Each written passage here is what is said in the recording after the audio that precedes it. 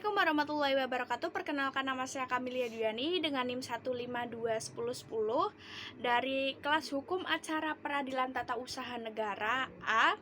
Di sini saya akan menjelaskan dua pertanyaan, yaitu yang pertama mengenai jelaskan apa dan bagaimana saja yang dilakukan hakim dalam melaksanakan tugas di Pengadilan Tata Usaha Negara.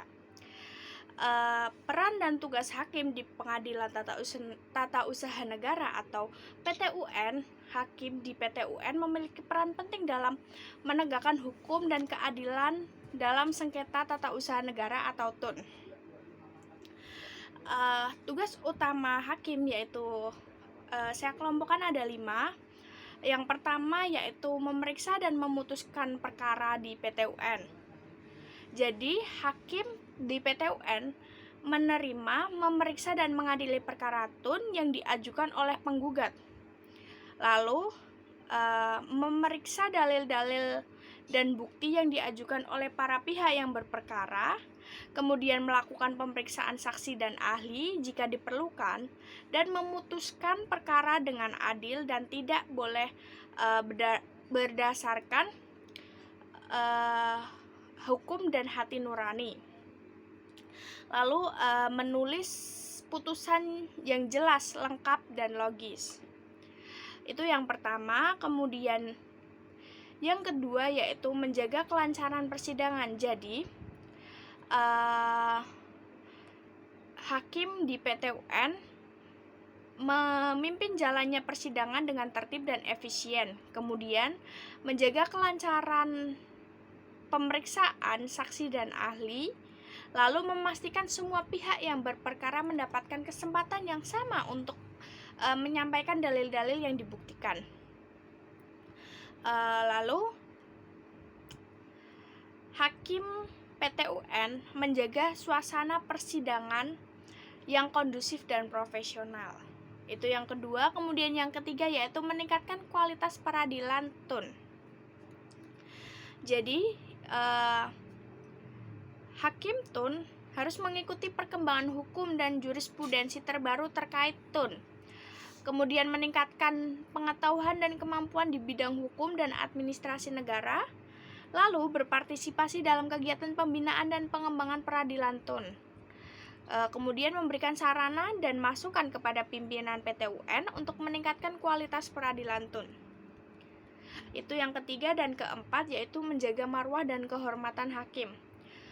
Hakim PTUN dalam menjalankan tugasnya harus menjalankan dengan jujur, adil, dan tidak memihak.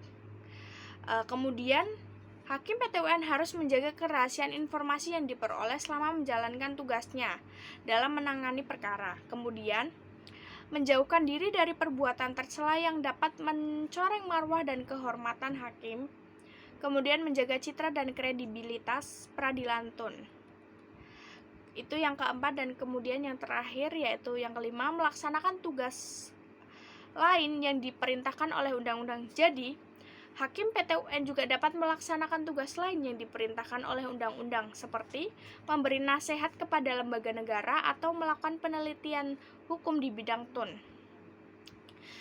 Perlu diingat bahwa hakim dalam melaksanakan tugasnya harus mendapati 3 perkara, yaitu harus menjaga tiga persoalan, yaitu yang pertama, bebas dari pengaruh pihak manapun. Jadi hakim itu tidak boleh dipengaruhi oleh siapapun dalam memutuskan perkara. Keputusannya harus berdasarkan hukum dan hati nurani. Kemudian menjaga kerahasiaan. Hakim tidak diperbolehkan membocorkan informasi yang diperolehnya selama menjalankan tugasnya kepada pihak manapun. Kemudian yang ketiga yaitu bersikap profesional.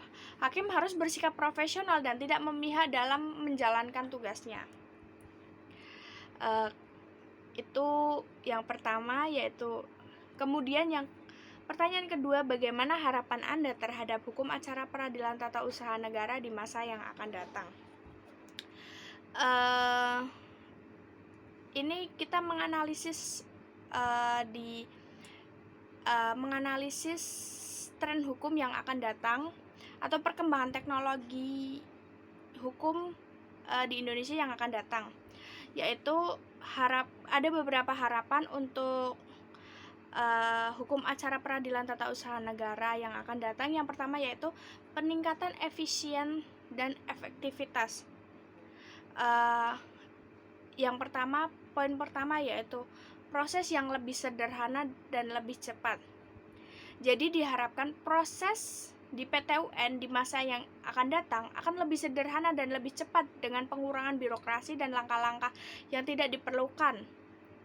Hal ini dapat dicapai melalui pemanfaatan teknologi dan digitalisasi di era yang akan datang. Kemudian peningkatan aksesibilitas, jadi banyak akses ke pengadilan tun akan lebih mudah bagi masyarakat, terutama bagi kelompok-kelompok yang kurang mampu atau kelompok-kelompok marginal yang belum bisa mengakses ke pengadilan tata usaha negara. Hal ini dapat dicapai melalui perluasan layanan hukum, penyediaan informasi hukum yang lebih mudah dan dipahami, dan penggunaan teknologi yang menjembatani. Jadi banyak di desa-desa atau banyak di wilayah-wilayah Indonesia ini yang kurang informasi mengenai PTUN dan adanya penyediaan informasi hukum yang lebih mudah dipahami oleh masyarakat Indonesia atau masyarakat terpencil.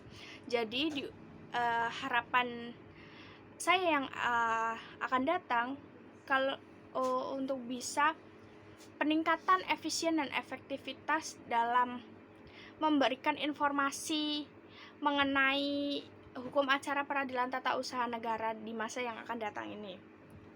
Kemudian harapan yang kedua yaitu penguatan akuntabilitas dan transparansi. Jadi peningkatan pengawasan terhadap tindakan administrasi negara di masa yang akan datang harus memberikan mekanisme pengawasan yang lebih kuat terhadap tindakan administrasi negara melalui perluasan kewenangan pengadilan tun dan peningkatan partisipasi masyarakat dalam proses peradilan, penguatan mekanisme sanksi terhadap pelanggaran hukum tun. Jadi kalau bisa ya penguatan akuntabilitas dan transparansi mengenai pengawasan dan tindakan administrasi negara. Peningkatan transparansi dalam pengambilan keputusan administrasi di masa yang akan datang akan lebih transparan dan akuntabel kepada publik. Hal ini dapat dicapai melalui kewajiban yang lebih besar bagi badan administrasi negara dan mempublikasikan informasi dan dokumen terkait pengambilan keputusan dan melalui peningkatan partisipasi masyarakat dalam proses pembuatan kebijakan. Kemudian harapan yang ketiga yaitu pemanfaatan teknologi. Dengan penerapan teknologi digital dan pemanfaat kecerdasan buatan atau AI. Kemudian yang keempat yaitu penyesuaian dan dinamika masyarakat. Penyesuaian dengan perkembangan hukum dan sosial. Jadi diharapkan PTUN di masa depan akan terus berkembang dan beradaptasi dengan perubahan hukum dan sosial yang ada di masyarakat. Kemudian ada perlindungan hak asasi manusia. Jadi PTUN di masa yang akan datang akan memberikan perlindungan yang lebih kuat terhadap hak hak asasi manusia. Hal ini dapat dicapai melalui pengembangan standar hukum yang lebih tinggi dan peningkatan akses pengadilan bagi korban pelanggar hak asasi manusia dan penguatan mekanisme pemulihan hak. Jadi harapan kedepannya untuk PTUN yaitu harus selalu menjunjung tinggi prinsip-prinsip keadilan, kemanfaatan, dan kepastian hukum. Dengan demikian, PTUN dapat memainkan peran penting dalam mewujudkan pemerintahan yang baik dan menjunjung tinggi supremasi hukum di Indonesia. Baik, itu saja yang dapat saya sampaikan. Kurang lebihnya mohon maaf. Semoga bermanfaat. Wassalamualaikum warahmatullahi wabarakatuh.